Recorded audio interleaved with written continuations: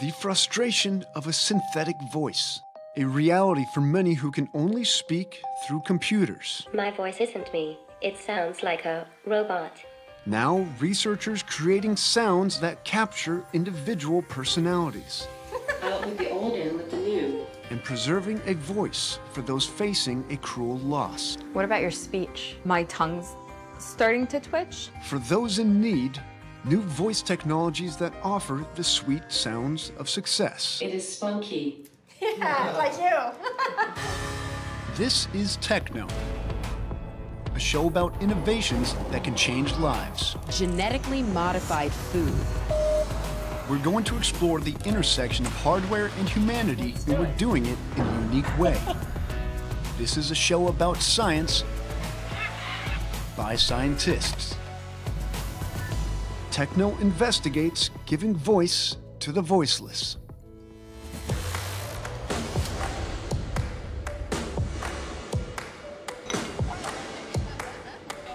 Hey guys, welcome to TechKnow. I'm Phil Torres. Joining me today, Lindsay Moran and Kara Santa Maria. Now guys, when you meet someone new, they will often make immediate decisions about who you are based upon your general appearance and what your face looks like and what you're wearing, but also on the sound of your voice. It's true, and you know, what a lot of people don't realize is that there are tens of millions of people who either can't speak or have limited speech. 2.5 million of them are right here in the United States. And of those 2.5 million, 40% use some kind of text-to-speech computer program to be able to communicate. But the problem with that is they all sound pretty much alike. So I visited a speech scientist in Boston who's developed a technology that can change all that. At the Young's home in Lowell, Massachusetts, this holiday season was a turning point. That's because 16-year-old Sarah Young was about to get a gift like no other. Her very own voice. She's been known as Sassy Sarah. She's very outgoing and happy and just joyful. Sarah was born with cerebral palsy, leaving her unable to speak. But she and her mom, Amy Young, have plenty to say. Hello everyone, my name is Sarah. I am 16. Sarah talks mostly through a text-to-speech app on her computer. I use a Tobii CI for voice output. It has eye gaze so I can select a letter or word by looking at the screen. The computerized voice Sarah uses is named Heather, and it's standard equipment. Why was the Heather voice inappropriate for Sarah? It definitely had an older tone to it, speaking in this fully formed female adult voice with a very digital sound to it. It was kind of funny, like weird hearing it. To an unfamiliar listener, it kind of became white noise. And the voice isn't Sarah's alone. And you'd like hear it and think, oh, Sarah's not here. And then you turn around, it was somebody else, you know, from school or someone else with that voice. My name is Maeve. I am 9 years old. If you think that FLACK sounds a lot like Sarah, you're right. It's because they both use the Heather voice.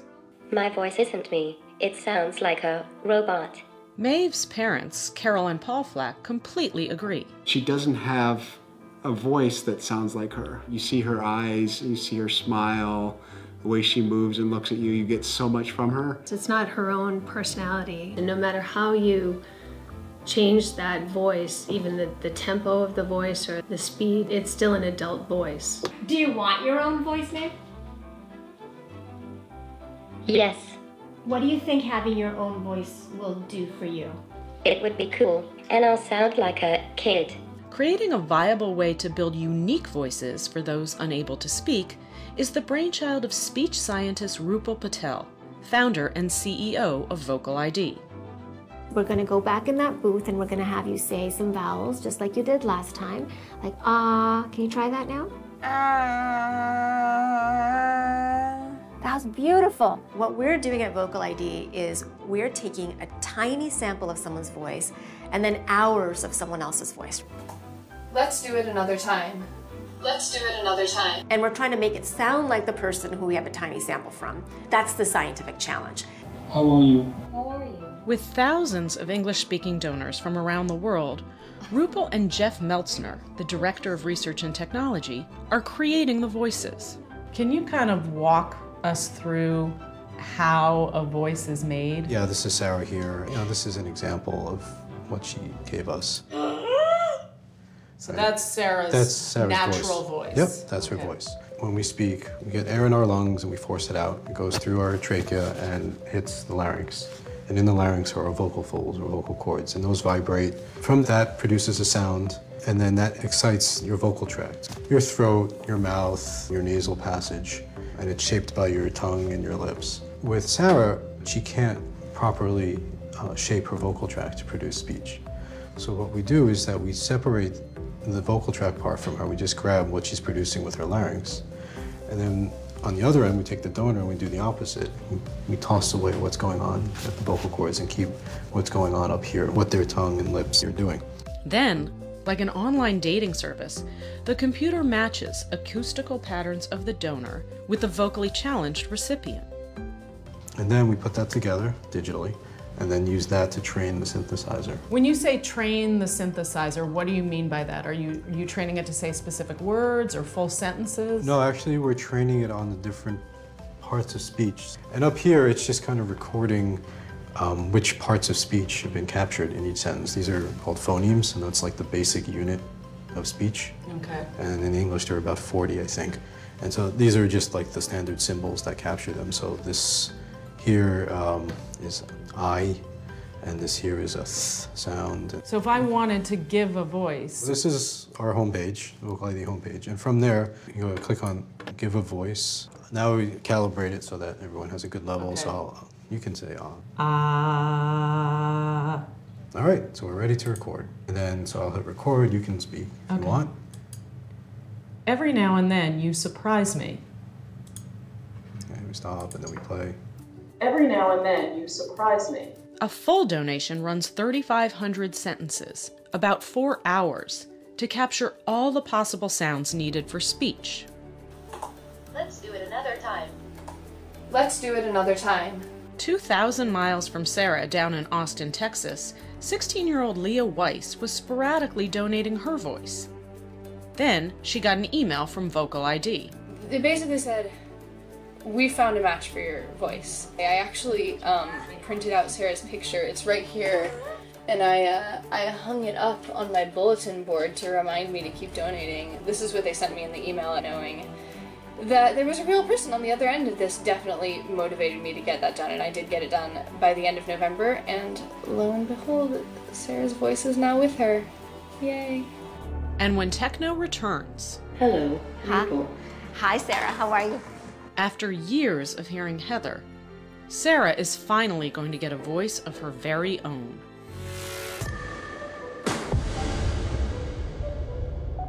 Hello, people. This is a big day for Sarah Young, a spirited 16-year-old with cerebral palsy. A big day, too, for the team at VocaliD. Speech scientist Rupal Patel and developer Jeff Meltzner. Big because they're giving Sarah a voice of her very own. A voice they created.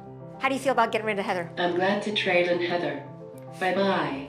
Out with the old, in with the new. Until now, Sarah spoke with a Heather voice, the standardized choice from her text-to-speech computer program, used by tens of thousands of disabled talkers.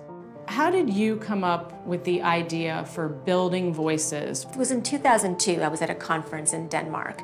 So I saw a little girl and a grown man having a conversation using different assistive devices, but the exact same voice. And when I looked around, I kind of saw that happening all around me. What's groundbreaking about Sarah's synthesized voice is that it's unique, mixing the donor speech with the acoustic properties of the few sounds Sarah can make, to blend a voice that captures Sarah's personality. Is there any artistry or psychology involved in creating a voice? Yeah, I think every science has an art form to it as well. But in the case of making a custom voice, it's not only about is it understandable, it's about is it authentic, and does it resonate with the person using it? Do they feel like it's them? So Sarah, Amy, what we've done is we've gotten 2 voices ready for you today. And we want to play them both from this demo unit first for you, and then whichever one you choose will load onto your device, okay? So this is voice 1. Or the sentence I made up. Maybe you'll like it. Hi, my name is Sarah. I am 16 years old and I am awesome. What do you think of that voice? Do you like it? A little bit. Here's number 2. Hi, my name is Sarah.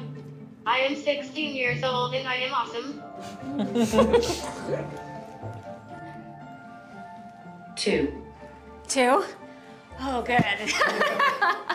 We thought the same. What do you like about 2? It is spunky. Yeah, like you. Do you want us to load it on your device? Yeah. Do you really want to say goodbye to Heather? Yeah. Okay. So that's the next thing we get to do. Yeah. All right. Okay. That's good. Ta-da. So how do you feel? I feel awesome.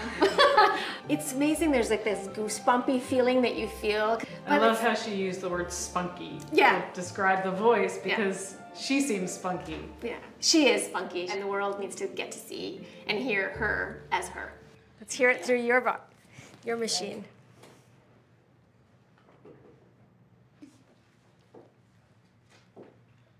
Thank you, Sprinkle. You're the best.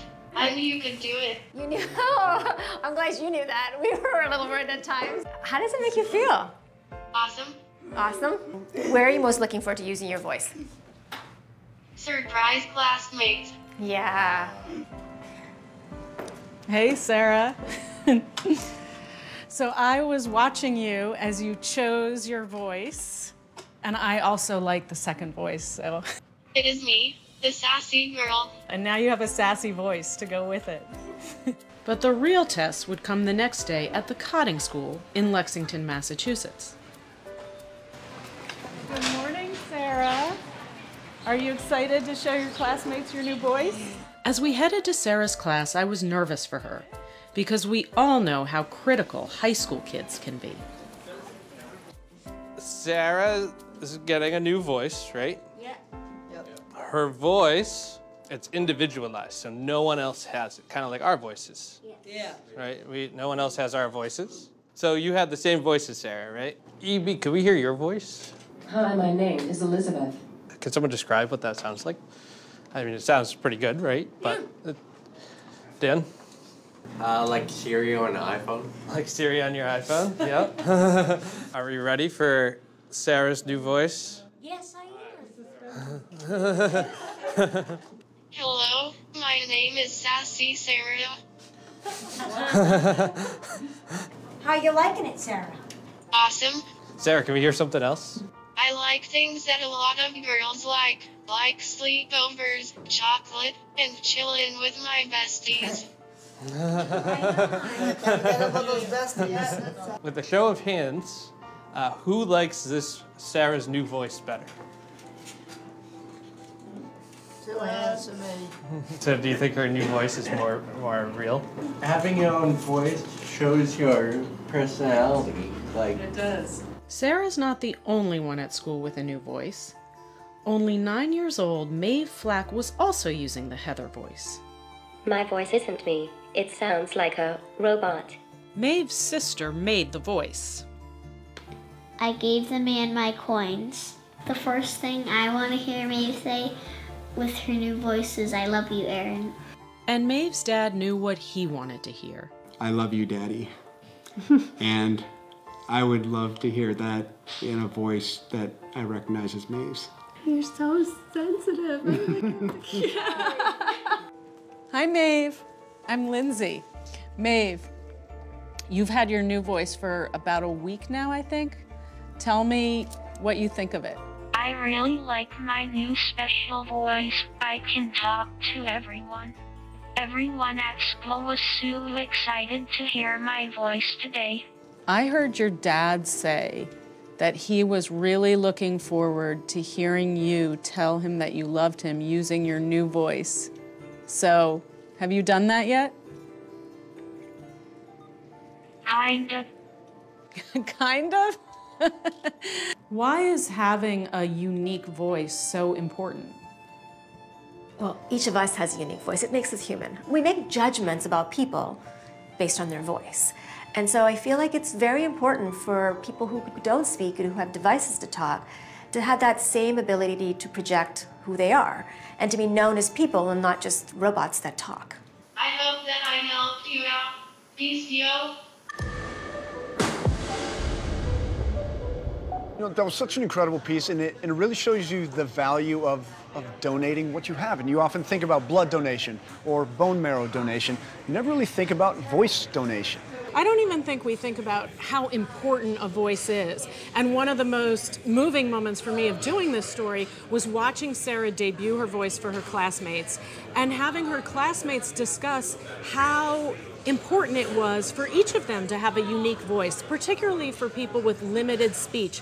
They all cited having your own voice as a way not only to communicate, but to be able to defend for yourself, speak for yourself. So it's really such an important part of our whole personalities that we don't even really think about that much. Yeah, I mean, I guess your voice is your #1 advocate.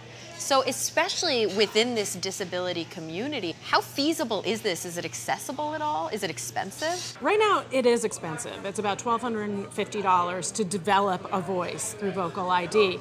But the hope of the company is to make it cheaper, to make it more accessible, and potentially to be covered by health insurance. Now, Lindsay, what I think is interesting with your story, yours is about improving upon the past conditions. Kara, you have a story for us that's about preparing for the future. What if you knew that you were going to lose your voice? How would you be able to preserve it so that you could communicate after it was long gone? Lou Gehrig's disease or ALS, maybe throat cancer. There are a lot of degenerative conditions in which you know you're going to lose your voice. And a new program called My Own Voice helps you kind of capture the essence of your voice so that your unique characteristics shine through. Let's check it out. I was diagnosed officially in July of 2014 with amyotrophic lateral sclerosis, or ALS, also known as Lou Gehrig's disease. 31-year-old Angelina Fanus is a reporter for Vice Media. In the simplest terms, you completely lose all function, but you feel everything, and you're aware of everything. So it's like getting trapped into quicksand and losing a little bit of yourself every day. What kinds of symptoms are you dealing with? Now I've lost most of my fine motor skills. It's almost impossible to type. That's frustrating. Perhaps the most cruel loss, the ability to speak. What about your speech? I do notice that my tongue's starting to twitch, which is a sign that, you know, the muscle is looking for that signal from the brain and it's not getting it. How would you describe your voice now? I was born in Egypt. When I came to the US, I learned English watching TV, specifically The Simpsons, with the closed captioning. My speech is probably just run-of-the-mill, Midwest, what you hear on TV. Are you trying to get through the day with less sleep? To prepare for the inevitable silence, Angelina is recording the 1,500 sentences for a revolutionary text-to-speech program called My Own Voice. It creates a synthetic voice that will capture the essence of her speech. Why did you think that that would be a good idea? Actually, at first I didn't think it was a good idea. Could you write another script for us? Your voice and how you communicate and the cadence in which you say sentences. I'm gonna completely lose that. So that's why I can't be excited about a robot voice. Maggie Mahoney is an assistive technology speech specialist who's evaluating My Own Voice. A choice of shoes to wear. He's big the way water buffalo are big. So what I love is that the sentences literally make no sense. No, because with these phrases, they're getting all of those sounds that they need. It really builds the base of the voice on the grammatical rules and the pronunciations. But you'll never hear these sentences again. The software is going to take all the sounds and chunk them all out.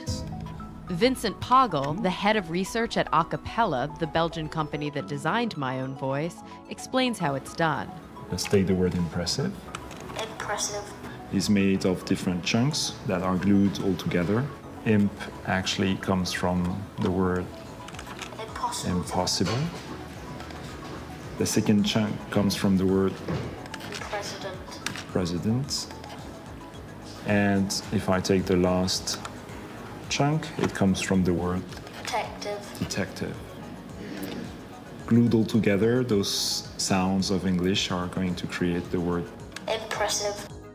An ocean away from a cappella in Venice Beach, California, Angelina's ready to hear her synthetic stand-in. Let's see what robot me sounds like. Okay, so the sentence I typed in was, I came here expecting cupcakes. I have very little expectations for this. I came here expecting cupcakes. That's kind of creepy. Because it sounds just like me, except like, you know, the cadence is a little bit off, but the actual tone is exactly like me. Then Angelina tried another sentence. This will say, hello, I'm Angelina, and this is my robot voice. Hello, I'm Angelina, and this is my robot voice. Yeah, it sounds a little awkward. It sounds like I turned into a robot. I also wanted to hear robot me, although I only recorded about half the required sentences. And as a refugee from college, oops, I screwed that up. We'll try that one again. So the following week, when I logged in to get my voice, my expectations were low. My dog's name is Killer, and I'm going to call him. Killer, here boy, come to your mama. Killer. He's not impressed. I don't think he's coming. Killer, come here, baby boy. Oh, he doesn't come when I call him either. Killer!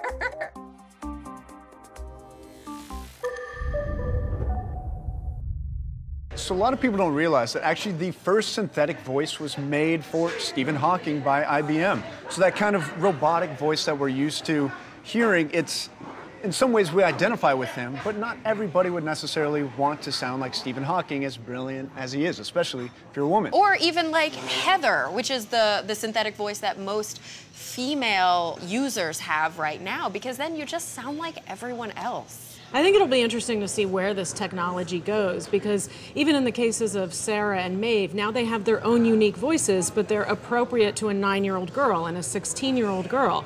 So what's going to happen when they age out of those voices? And, you know, this idea of voice donation, of blending the sounds you can make with a donated voice, or voice banking, this is a technology that's existed for a while. It's amazing, but I don't know if the technology is quite there yet. You know, to have your own voice, there's a lot that goes into it. It's the size of your lungs, it's the shape of your throat, the muscles in your tongue and your face. All of these things are quite complex. So it is understandable at this point that a software, this synthetic thing that is not a human, it struggles to sound exactly like us and to sound natural. Maybe 1,500 sentences isn't enough. Maybe what we could be doing in the future is taking every recording we've ever had and blending it into a voice to use for posterity. That's a cool thing about living with modern technology. There are recordings of everybody because we use our phones. You know, here on the show, we've met people, like in this case, who are trying to make life with these conditions better. We've also met scientists and innovators who are trying to cure these conditions. So there's really two battlefronts here.